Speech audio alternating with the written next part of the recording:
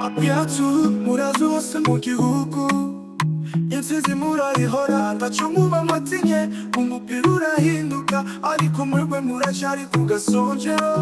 Umuntu n'umukara yambitswe ishema ry'u Rwanda, apiatu murasize ijwi, abo ibyishimo ni byacu, twambaye amabara tuyatwaye ku mutima, abo dutsinda twese hamwe, iyo mwansize n'igihugu kiragira.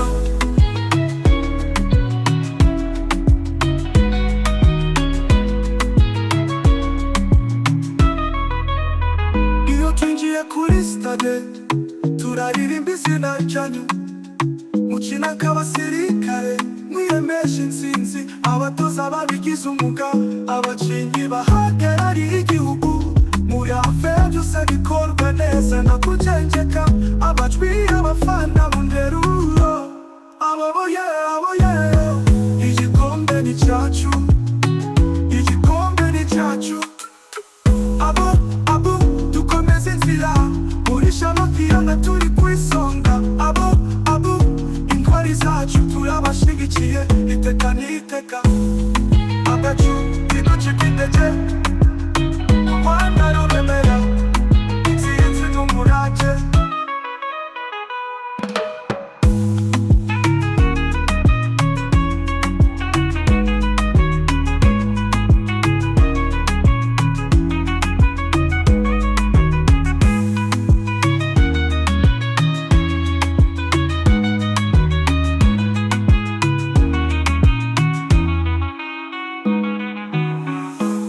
Twigiye kuri stade turaririmba izina ryanyu, mukina nk'abasirikare mwiyemeje intsinzi, abatoza babigize umwuga, abakinnyi bahagarariye igihugu, muri APF byose bikorwa neza na kujenjeka, amajwi y'abafana mu nteruro, intsinzi n'umurage.